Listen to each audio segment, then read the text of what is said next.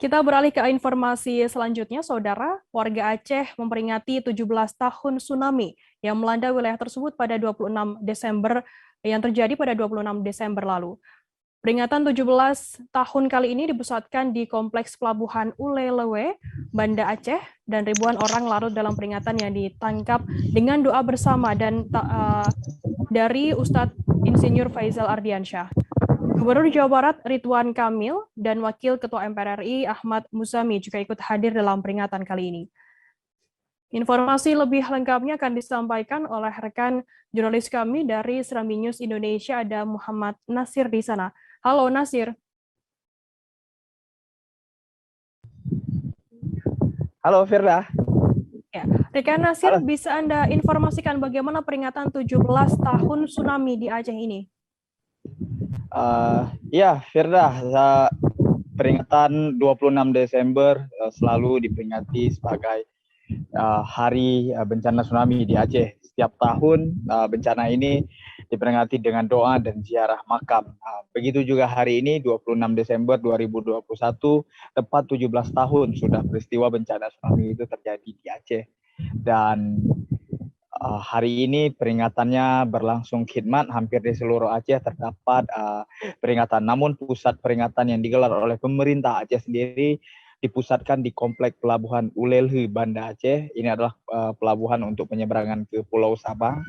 Jadi kegiatannya berupa doa bersama, refleksi, tausiah, dan juga memberikan penghargaan untuk orang-orang yang selama ini berkontribusi dalam menjaga situs-situs peninggalan tsunami. Begitu, Firda. Nasir, apa saja kegiatan yang digelar oleh warga maupun pemerintah dalam peringatan 17 tahun tsunami Aceh ini?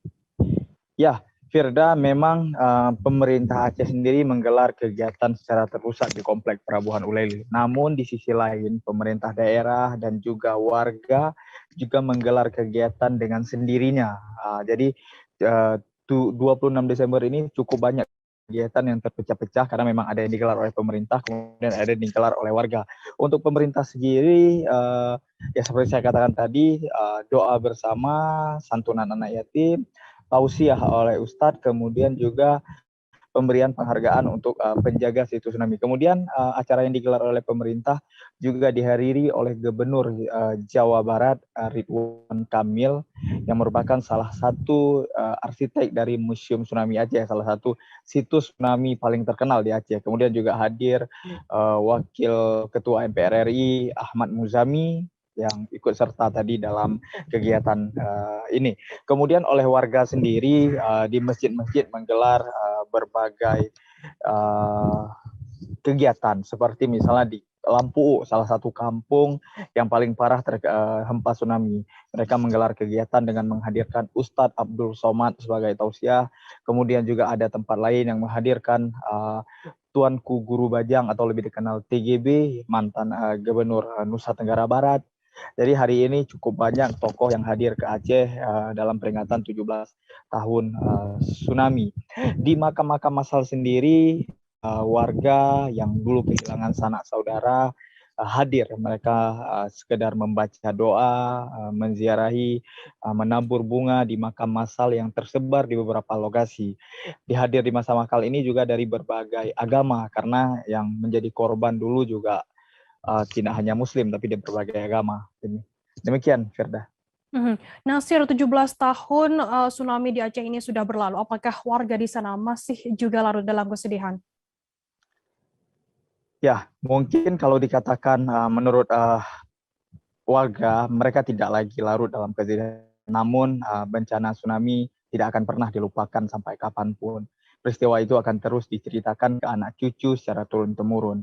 Satu yang bisa mereka petik bahwa ketika bencana ini datang, kita dapat mengurangi korban. Oleh karena itu, pemerintah, warga, LSM atau lembaga terkait saat ini setelah 17 tahun tsunami, fokus adalah membangun, mengencangkan pembangunan dan menguatkan antisipasi, mitigasi bencana.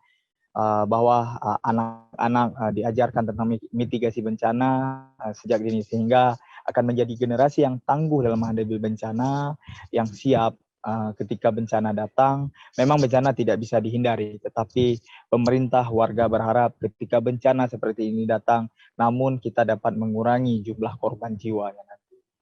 Jadi fokus adalah tangguh menghadapi bencana dengan mengajarkan mitigasi bencana, selain juga mengajar pembangunan Aceh yang terus maju.